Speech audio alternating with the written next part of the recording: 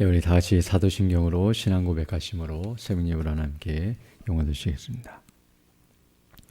전능하사 천지를 만드신 하나님 아버지를 내가 믿사오며 그 외아들 우리 주 예수 그리스도를 믿사오니 이는 성령으로 잉태하사 동정녀 마리아에게 나시고 본디오 빌라도에게 고난을 받으사 십자가에 못 박혀 죽으시고 장사한 지 사흘 만에 죽은 자 가운데서 다시 살아나시며 하늘에 오르사 전능하신 하나님 우편에 앉아 계시다가 저희로서 산자와 죽은 자를 심판하러 오시리라. 성령을 믿사오며 거룩한 공회와 성도가 서로 교통하는 것과 죄를 사하여 주시는 것과 몸이 다시 사는 것과 영원히 사는 것을 믿사옵나이다. 아멘.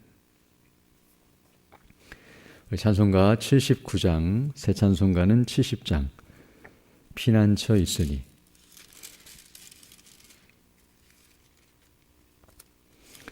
79장, 70장 함께 찬양하겠습니다. 피난처 있으니 환난을 당한 자 이리 오라. 땅들이 변하고 물결이 일어나 산 위에 넘치되 두렵지 않네. 이방이 떠들고 나라들 모여서 진동하나. 우리 주 목소리 한번 바라시면 천하의 모든 것 망하겠네. 만유주 여호와 우리를 도우니 피난처요.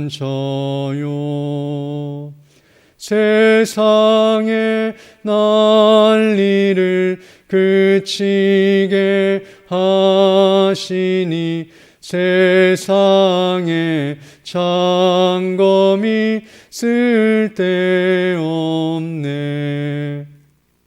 높으신 여호와 우리를 구하니 할렐루야. 괴로움이 심하고 환난이 극하나 피난처 있으니 여호와요.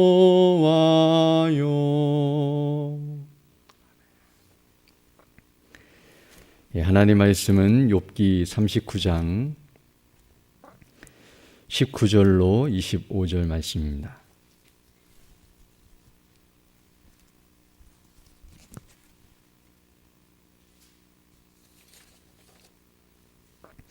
욥기 39장 19절로 25절 말씀 제가 봉독해 드리겠습니다. 말의 힘을 내가 주었느냐? 그 목에 흩날리는 갈기를 내가 입혔느냐? 내가 그것으로 메뚜기처럼 뛰게 하였느냐? 그 위험스러운 콧소리가 두려우니라.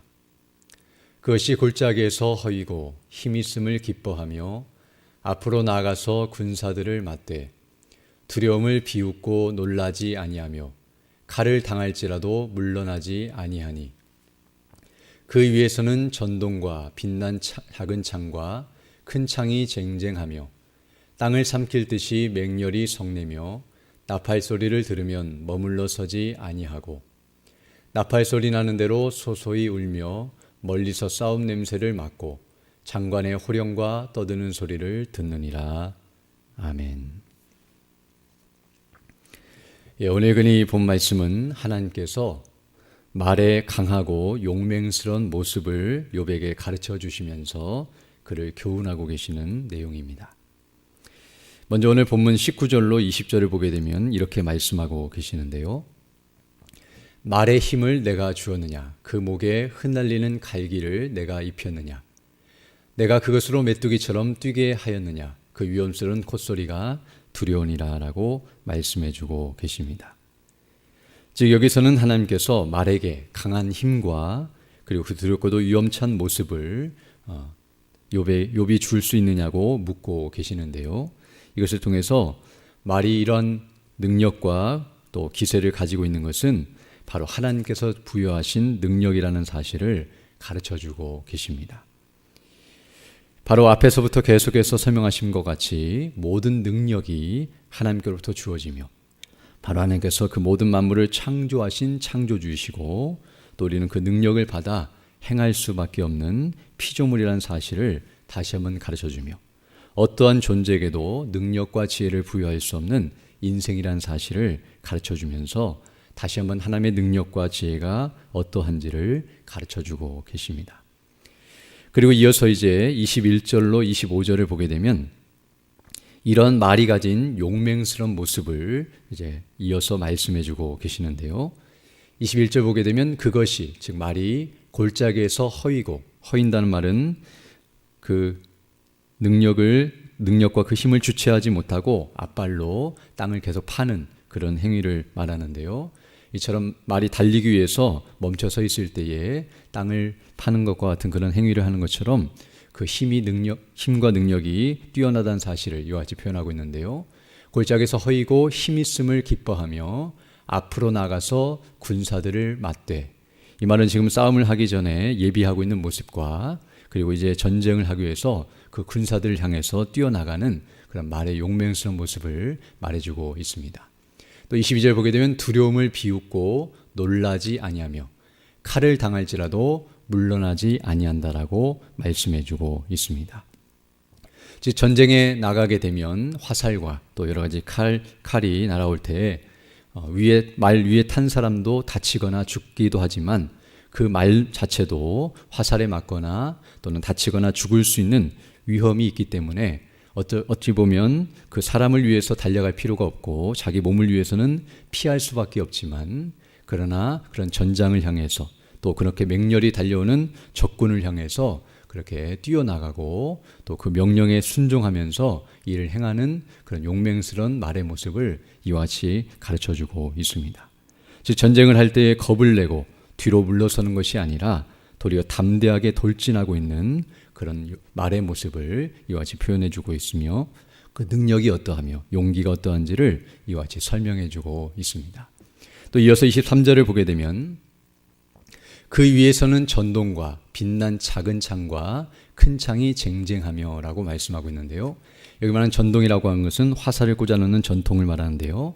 이런 말 위에 이런 화살통과 또 빛난 작은 창과 큰 창들이 이렇게 묶여져 있어서 달려갈 때 그것들이 서로 부딪히면서 쟁쟁한단 말은 쇠붙이가 서로 부딪혀서 나는 소리를 말하는데 이런 무기들이 서로 부딪히면서 소리가 나고 있고 그리고 24절 보게 되면 땅을 삼킬 듯이 맹렬히 성내며 나팔 소리를 들으면 머물러 서지 아니한다고 말함과 같이 이제 전쟁을 향해 나아갈 때에 정말 땅을 삼키듯이 그렇게 강렬하게 소리를 내면서 나팔 소리를 들으며 그 행군 나팔 소리와 또 전쟁이 시작됐다는 소리를 들으면서 물러서지 아니하고 담대히 나아가고 있는 말의 모습을 이와 같이 설명해주고 있습니다. 또 25절 보게 되면 나팔 소리 나는 대로 소소히 울며 멀리서 싸움 냄새를 맡고 장관의 호령과 떠드는 소리를 듣느니라 라고 말씀해주고 있는데요. 여기 소소히 운다는 이 말은 바로 힝힝거리면서 부산하고 시끄럽게 우는 소리를 말하는데요. 말이 마치 그런 전장에서 힘을 내면서 소리내며 달려가는 그런 모습을 말해주고 있고요. 장관이 명령을 내릴 때에 그 명령에 순종하면서 또 싸움을 하고 있는 그런 군인들 사이로 그 소리를 들으면서도 계속 나아가고 있는 말의 용맹스러운 모습을 이와 같이 설명해주고 있습니다. 이처럼 오늘 본문의 말씀을 보게 되면 하나님께서는 말이 가지고 있는 능력, 그 짐승인 말의 그 놀라운 능력을 말씀해 주심으로써 이러한 능력을 주신 분이 바로 하나님이시라는 사실을 가르쳐주고 계십니다. 제가 앞서 19절에서 시작할 때 말하면서 말의 힘을 내가 주었느냐, 그 목에 흩날리는 갈기를 내가 입혔느냐라고 물으심으로써 이런 모든 능력을 욥이 줄 수 있는 것이 아니며 또 말이 스스로 가질 수 있는 것이 아니며 오직 하나님께서 이런 능력과 지혜와 또 이런 영광을 부여해 주셨다는 사실을 분명하게 가르쳐주고 계십니다. 즉 말에게도 이런 능력을 주실 뿐만 아니라 이미 여러 시간에 걸쳐 살펴본 것처럼 모든 만물에 능력을 주신 분이 하나님이시라는 사실과 이것을 통해서 모든 능력의 원천이 바로 하나님이시라는 사실을 분명하게 가르쳐주고 계십니다. 앞에서 여러 가지 많은 기상현상과 또 하늘과 땅과 바다 그리고 짐승들을 언급하고 계시는데요. 이런 모든 만물들은 나름대로의 능력을 가지고 있으며 그 능력은 스스로 만들어낸 것이 아니라 하나님께서 주신 것이며 하나님께로부터 부여받은 것이라는 사실을 분명하게 가르쳐주고 있습니다.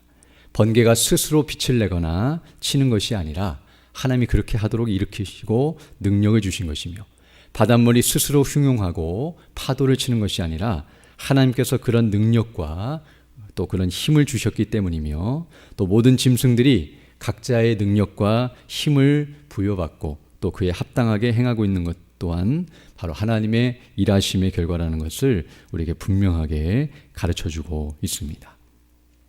그러므로 우리는 우리가 어떤 능력을 소유하고 있다고 한다면 그 능력을 주신 하나님의 은혜에 감사드려야 마땅하며 그리고 이런 것들을 생각할 때에 만약 누군가에게 하나님께서 이와 같이 능력을 주셨다고 한다면 우리뿐만 아니라 다른 사람에게 능력을 주신 분이 하나님이신데요.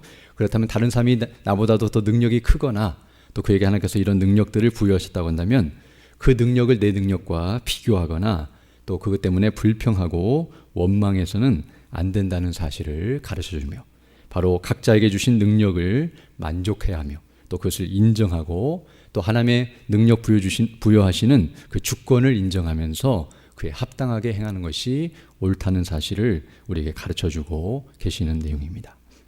즉 어떤 경우에는 하나님께서 우리에게 능력을 주실 수도 있지만 어떤 경우에는 하나님께서는 우리가 아닌 다른 사람에게도 우리보다 더 큰 능력을 주시는 경우가 있다는 사실을 알게 되는데요.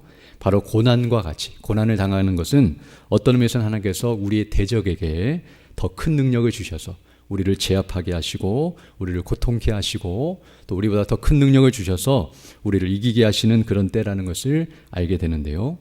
설령 그런 고난이 우리에게 부여된다 할지라도 그것 때문에 불만을 품거나 따지는 것을 해서는 안 된다는 사실을 다시 한번 가르쳐주고 계시는 내용임을 알 수 있습니다.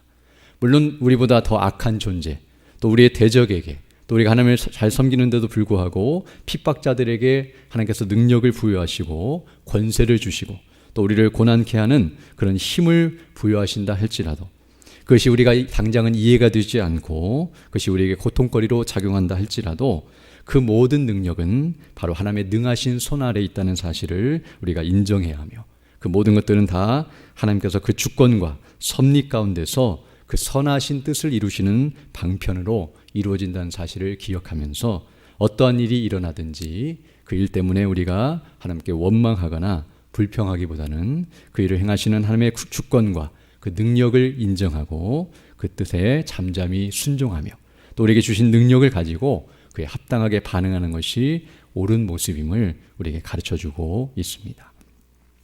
또한 오늘 본문에서 우리가 특별히 주목해 볼 부분은 바로 이와 같이 말이 아무리 용맹스럽고 힘세다 할지라도 그 힘이 그냥 그대로 내버려 두면 아무 능력도 없고 무용하지만 즉 이렇게 말이 힘이 세다 할지라도 그것을 길들이거나 사용할 수 없다고 한다면 앞에서 우리가 이미 살펴본 것처럼 들소가 힘이 세지만 그것을 외양간에 묶어두거나 또 그것을 가지고 이랑을 파거나 또 여러 가지 물건들을 싣고 나를 수 없는 것처럼 힘이 센 들소라도 사람이 제압하지 못하고 그 힘을 사용할 수 없다면 아무짝에도 쓸모없는 것처럼 말도 이렇게 힘이 세지만 사람의 말을 듣지 아니하고 제멋대로 행동하면 아무짝에도 쓸모없는 힘이지만 그러나 오늘 본문을 보게 되면 그냥 일반 말을 말하고 있는 것이 아니라 군마, 즉 군대에서 사용되는 잘 훈련된 말을 특별히 설명하고 있는데요. 이처럼 말이 사람에게 길들여지고 그 말에 순종함으로써